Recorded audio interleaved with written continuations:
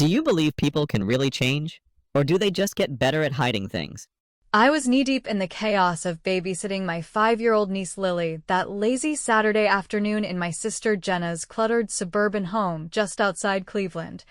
where the air hung heavy with the scent of microwave mac and cheese and the faint crayon wax from the scattered drawings covering the living room floor, when my phone suddenly buzzed insistently on the coffee table. Pulling me away from the half-finished unicorn masterpiece Lily was insisting I color with her, and as I glanced at the screen, the message from my mother Sarah hit me like an unexpected splash of cold water on a sweltering day, reading, "Finally, a family trip. Use the joint account for the deposit." Followed by a cascade of enthusiastic details about booking a cruise to the Bahamas that she and my brother Mark had been dreaming up for months to celebrate Uncle Ray's supposed recovery from his latest health scare. The irony twisted in my gut immediately because just the day before, after months of nagging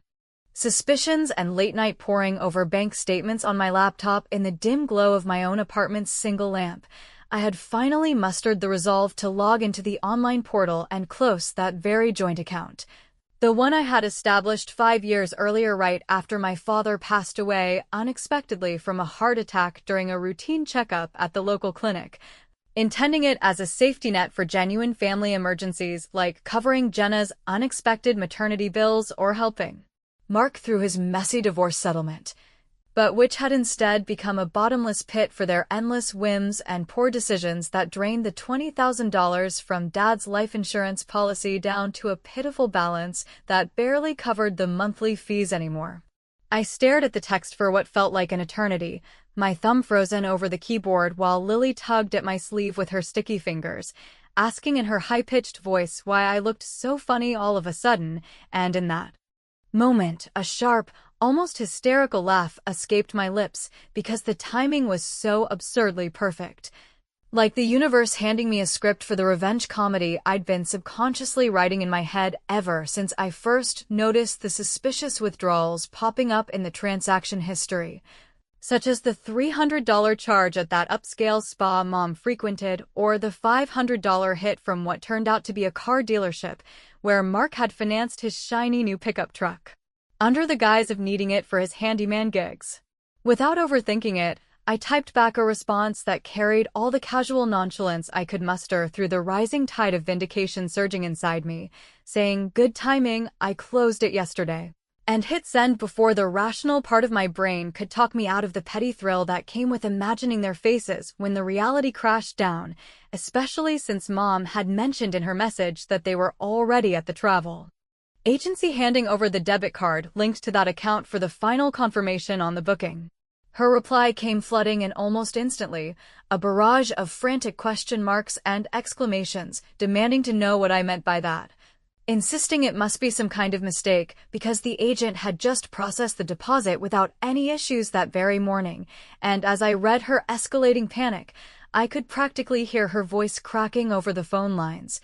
The same voice that had dismissed my concerns during family gatherings last Thanksgiving when I'd casually brought up the dwindling balance only to be waved off with excuses about temporary setbacks and how family sticks together through thick and thin. Lily, oblivious to the undercurrents of adult betrayal unfolding in real time, climbed onto my lap then and demanded we finish the drawing together, so I set the phone face down on the table for a brief reprieve, forcing a smile as I picked up the purple crayon and added swirling patterns to the unicorn's tail while my mind raced ahead to the inevitable fallout, knowing full well that this revelation would ripple through our fractured family like a stone skipped across Lake Erie, exposing the cracks I'd long suspected but chosen to ignore for the sake of keeping peace at holiday dinners and birthday parties. Eventually, the buzzing persisted until I couldn't ignore it any longer, so I scooped Lily up and carried her to the kitchen for a snack of apple slices and peanut butter,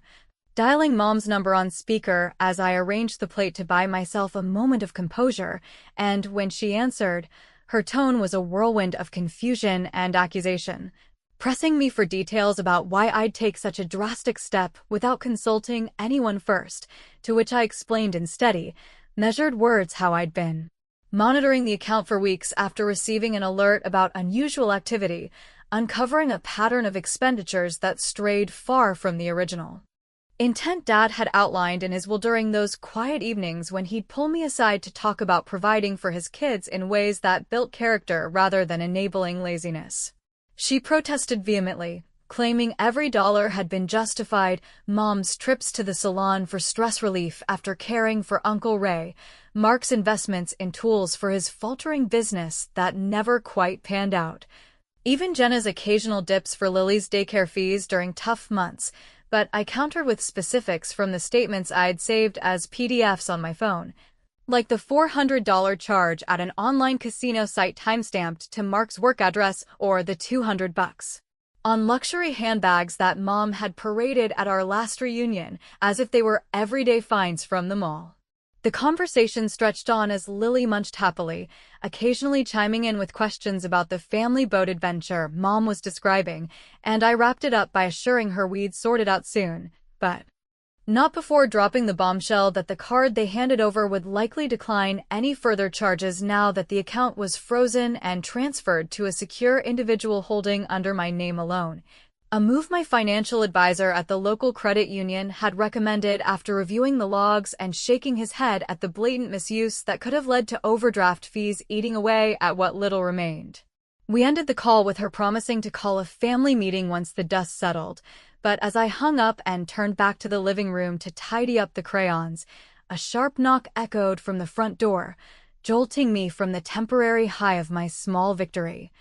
And through the peephole, I saw Mark's familiar silhouette on the porch, his jaw set in determination and his new truck rumbling in the driveway behind him, clearly having driven straight from wherever he'd been when Mom looped him in, ready to demand answers and perhaps more in a confrontation that promised to unravel the fragile threads holding our family together even further. Mark barreled through the front door the moment I cracked it open, his broad shoulders filling the frame like he owned the place as he brushed past me without so much as a hello, his work boots tracking faint dirt across Jenna's entry rug while he launched into a tirade about how I'd single-handedly torpedoed the family's big escape plan with my high and mighty account closure,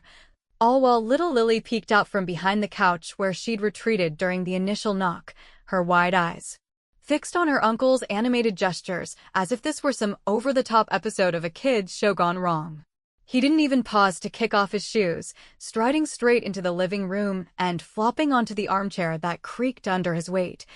demanding in that gravelly voice honed from years of barking orders at construction sites that I explain myself right then and there because Mom had blown up his phone on his drive over from the job site, painting a picture of financial Armageddon. With the cruise deposit hanging in limbo and the travel agent already sniffing around for explanations on why the card had suddenly gone dead, I stood there for a beat, arms crossed over my chest as I absorbed the full force of his indignation, feeling a mix of exasperation and that familiar sibling resentment bubbling up from our shared childhood in that modest ranch house on the outskirts of Akron where he'd always been the golden boy who got away with bending rules while I played the responsible one, keeping score. And after a deep breath to steady the sarcasm itching at my tongue, I countered by asking if he meant the same joint account that had mysteriously lost over $8,000 in the past 18 months to things like his weekend jaunts to the racetrack disguised as team-building outings with his buddies or those impulse buys on fishing gear that never saw the light of day beyond the garage. Lily, sensing the tension thickening the air like humidity before a storm, toddled over and tugged at Mark's pant leg, asking innocently if he wanted to color with us, which bought me a precious few seconds to compose myself as he softened just enough to ruffle her hair and promise he'd join later. But once she scampered back to her drawings, the gloves came off again with him insisting that every withdrawal had a legit purpose tied to family obligations, like fronting cash for Uncle Ray's copays at the VA clinic or covering Jenna's car repairs after that fender bender last winter, conveniently glossing over the fact that I'd seen the itemized logs showing charges at sports bars and online retailers for electronics he bragged about on social media without ever mentioning repayment plans. We went back and forth like that for what stretched into nearly an hour, me pulling up the banking app on my phone to scroll through timestamps that aligned suspiciously with his off days and paychecks, pointing out how the balance had plummeted from a healthy 15 grand 2 years ago to scraping the bottom now, all while he deflected with stories of how life in the Rust Belt had gotten tougher since the plant layoffs hit our neighborhood, making the account a lifeline he never abused, but merely borrowed from judiciously. Though his eyes darted away when I mentioned the $500 hit from a poker app that matched the exact hour he'd called in sick to work last month. To diffuse the rising heat, I suggested we move to the kitchen where I could fix him a coffee, black and strong the way he liked it from our diner days, and as the pot gurgled to life, he leaned against the counter and switched tactics, wheedling in that manipulative tone he'd perfected during our teens when he'd talk me into covering his chores, asking if there was any way I could reverse the closure or at least spot him a few hundred to smooth things over with the agent since the trip was supposedly non-refundable and vital for rebuilding bonds frayed by Dad's absence. That's when my phone chimed with a subtle notification from the security app I'd installed on the account weeks earlier, alerting me to a failed login attempt traced to an IP address pinging from the same cell tower as his construction yard. A smoking gun that confirmed he'd been the one probing for access that very morning, likely to siphon more before the trip charges locked in, and though I kept my expression neutral as I stirred sugar into my mug, the pieces clicked together in my mind like a puzzle I'd ignored for too long, revealing how his so-called hardships masked a pattern of entitlement that had eroded the trust Dad built brick by brick through his factory overtime shifts. He left shortly after, slamming the door with a parting shot about how I'd regret playing the hero when the family turned on me, his truck roaring off down the street as I waved goodbye to Lily from the window. And once Jenna swung by to collect her an hour later with hurried thanks and a weary glance that said she knew drama was afoot, I sank onto the couch with a glass of boxed wine from the fridge, the cheap Merlot warming my veins as I mulled over the satisfaction of having called his bluff without raising my voice. But revenge called louder than complacency that evening, so I fired up my laptop and crafted an anonymous tip to his supervisor at the auto parts warehouse using a burner email service I'd read about in one of those financial self-help blogs, attaching a redacted screenshot of the gambling transaction overlaid with his shift schedule to imply he'd been distracted on company time. Nothing that would get him fired outright, but enough to trigger a performance review and maybe trim that bonus he counted on for his truck payments, a clever nudge that had me chuckling softly at the irony of using their own system against them while ensuring it stayed untraceable. The send button felt like flipping a switch on years of bottled frustration, a witty payback that left me lighter yet. Aware of the risks in stirring this hornet's nest, and as I powered down the screen and headed to bed with the house quiet around me, my phone vibrated once more on the nightstand. This time with a voicemail from Mom that started with fury over Mark's rattled state, but trailed into a hushed confession about a buried detail from Dad's will that she'd kept under wraps. One that could upend everything if it came to light now that I'd drawn the line in the sand. Mom arrived at my doorstep the very next morning, her compact sedan pulling into the driveway with a sputter that matched the weary lines etched around her eyes as she clutched a dusty cardboard box under one arm and a styrofoam cup of gas station coffee in the other.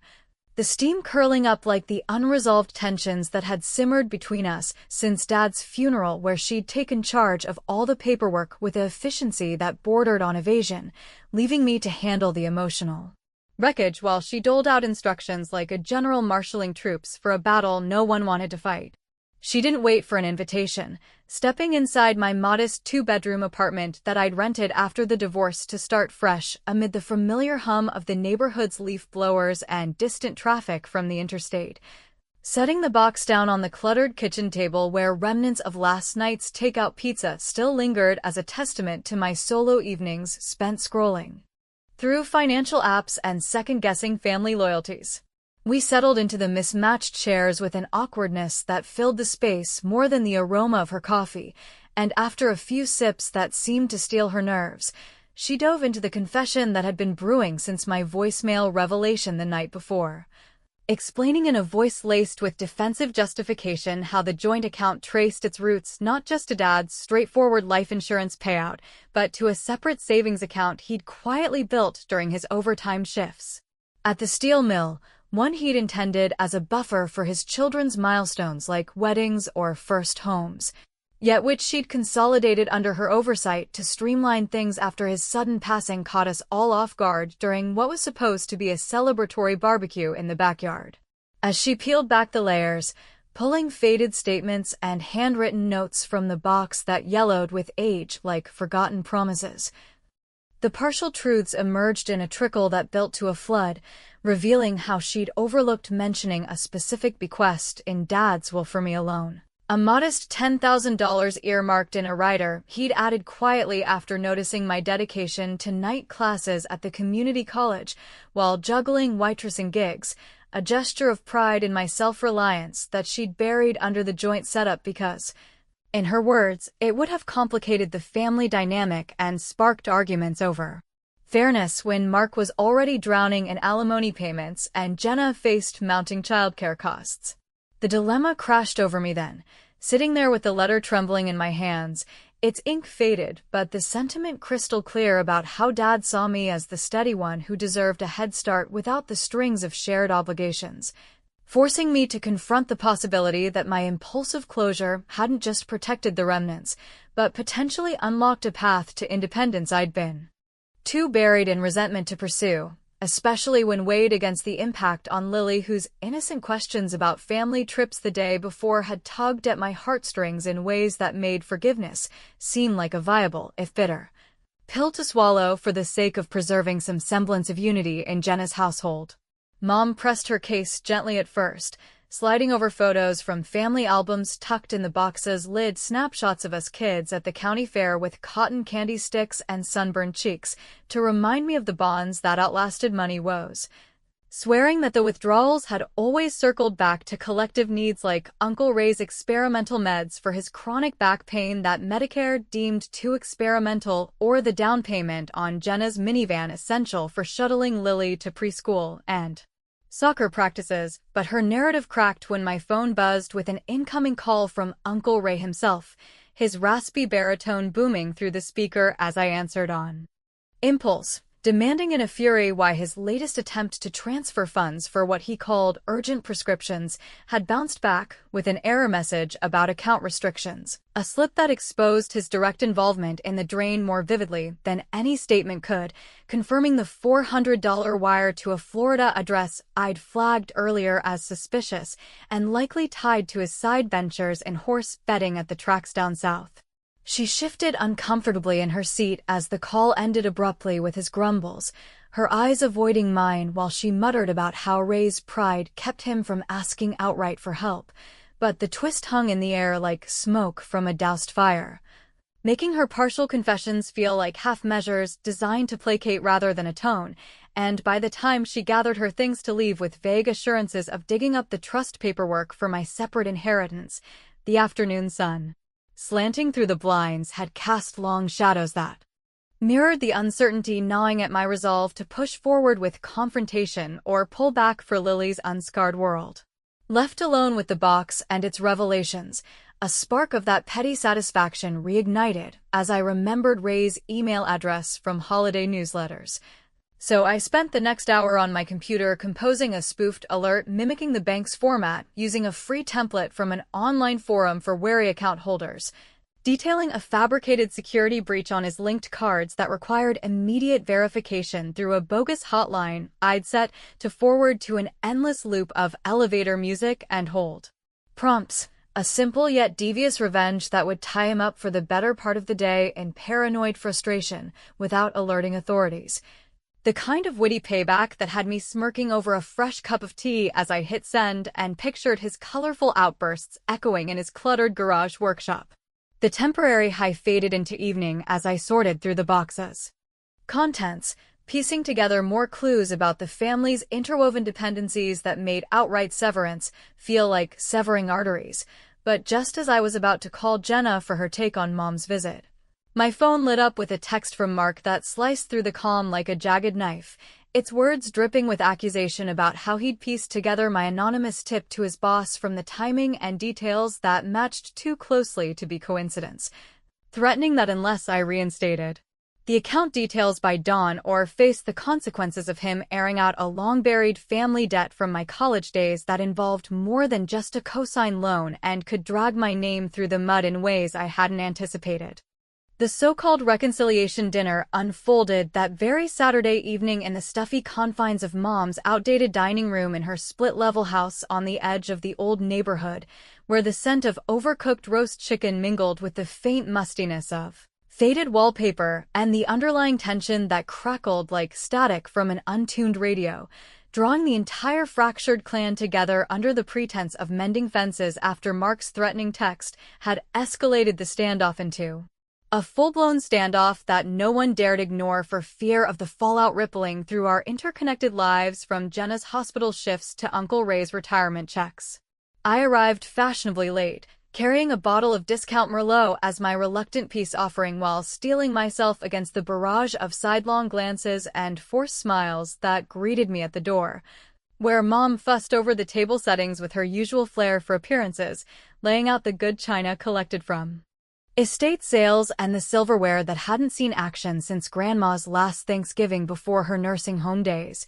all while Jenna balanced Lily on her hip and whispered assurances that this gathering would smooth things over without dredging up the account drama that had already strained her marriage with offhand comments from her husband about family freeloaders. Mark lounged at the head of the table like he was holding court, his posture all bravado masking the fresh worry lines from whatever repercussions my anonymous tip had stirred at his warehouse job,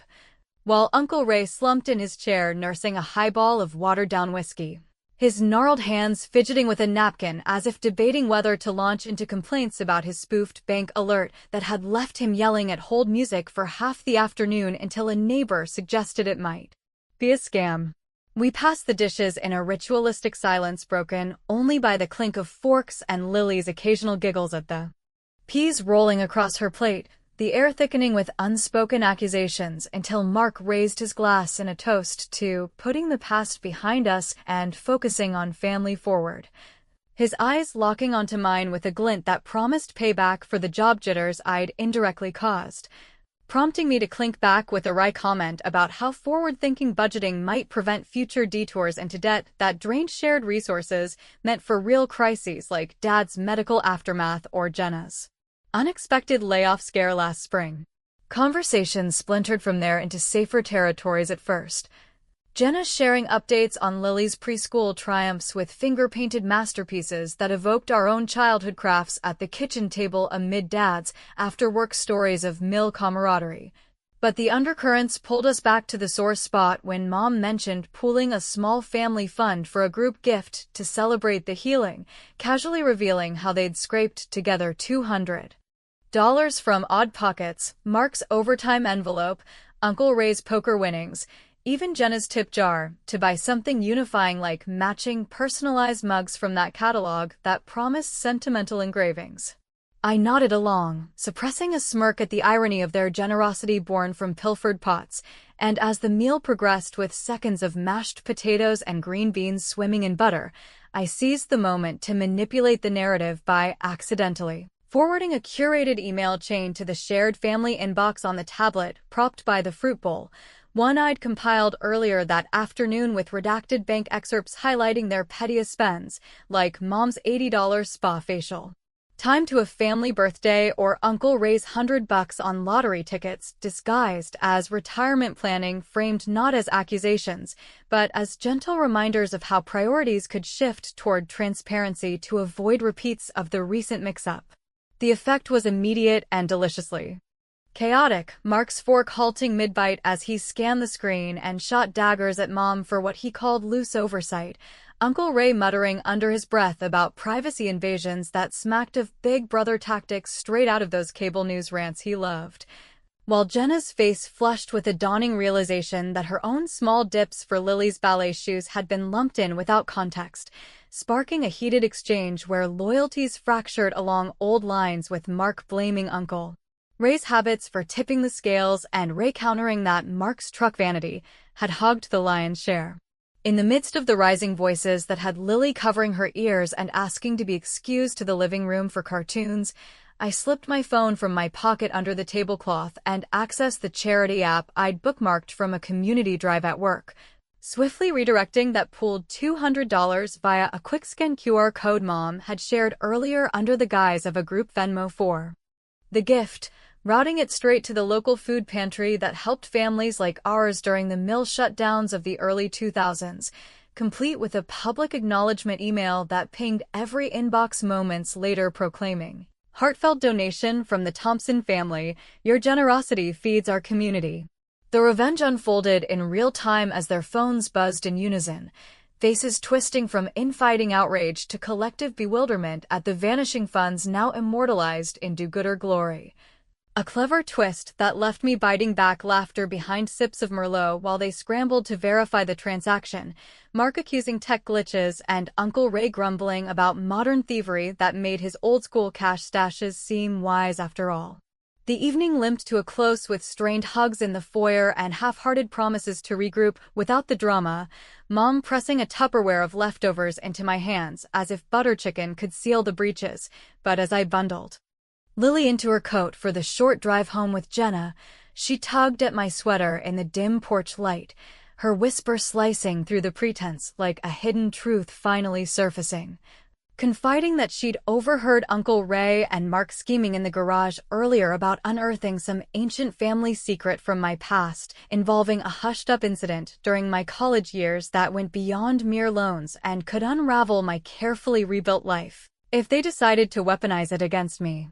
Lily's whispered revelation clung to me like a shadow through the restless night that followed the dinner debacle, her small voice echoing in my dreams as I tossed on the lumpy mattress in my apartment, replaying the fragments of overheard scheming between Mark and Uncle Ray that hinted at dredging up shadows from my early 20s when a misguided relationship during my junior year at the state university had spiraled into a brief entanglement with campus loans and a bounce check scandal that I'd buried under layers of apologies and community service hours to avoid derailing my degree in business administration. A skeleton they'd apparently preserved in family lore as leverage for moments like this, when I dared to challenge their free ride on Dad's legacy. By the time the group chat ignited at dawn with Mark's curt summons to meet at the overgrown park on the riverbank, where Dad had taught us to cast lines into the murky waters during lazy summer weekends stocked with picnic baskets, and tales of his mill buddies' exploits, I had already fortified my defenses by compiling every damning detail into a password-protected drive shared via a secure link, including annotated spreadsheets of withdrawals cross-referenced with their social media boasts about vacations and gadgets that screamed hypocrisy against the backdrop of our shared struggles through economic dips that shuttered local factories and stretched food stamps to cover grocery runs. I arrived early to the weathered picnic tables under the sycamores, the autumn chill nipping at my cheeks as leaves skittered across the gravel path like whispered warnings, and when they pulled up in a convoy of mismatched vehicles, Mom's sensible sedan, Mark's truck rumbling like his temper, Uncle Ray's rusty pickup trailing exhaust, and Jenna's minivan with Lily waving from the window, the air hummed with a volatile mix of resentment and reluctant unity forged from years of navigating holidays marred by layoffs and health crises that bound us tighter than blood alone. We gathered around the benches overlooking the sluggish current, the same spot where Dad's ashes had been scattered in a quiet ceremony that Mom had orchestrated with store-bought urns and rented folding chairs, and I wasted no time launching into the unveiling, projecting the drive's contents onto my tablet screen held aloft like a digital indictment, laying bare the full betrayal in meticulous slides that trace the account's erosion from Dad's heartfelt bequest intended to seed futures, rather than fund fleeting pleasures, from Mark's repeated casino dips masked as business ventures to Uncle Ray's offshore bets funneled through shady apps and Mom's retail therapy sprees justified as coping mechanisms for widowhood's loneliness. Their reactions cascaded in waves, Mark's fists clenching as he scrolled through timestamps aligning with his divorce court dates, Uncle Ray's face reddening like the fall foliage around us, while he stammered defenses about calculated risks in a game rigged against working stiffs like him, Mom dabbing at her eyes with a tissue pulled from her purse and murmuring how she'd only meant to keep the peace by redistributing what Dad wouldn't have wanted sitting idle. Even Jenna shifting uncomfortably with Lily on her lap as admissions surfaced about her own quiet withdrawals from maternity leave gaps that now felt tainted in the harsh light of exposure. The emotional core twisted deeper when I produced the unopened letter from the box,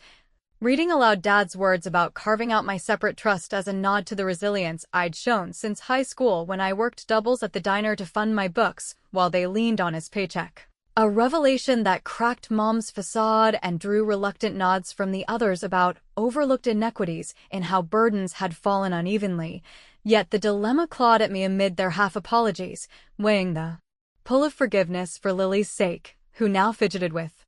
acorns at my feet, oblivious to the undercurrents, against the justice of holding them accountable in a world where middle-class families like ours teetered on the edge of one bad decision from unraveling. Just as tentative bridges seemed to form with Jenna squeezing my hand and suggesting we reopen talks with a financial mediator from the community center,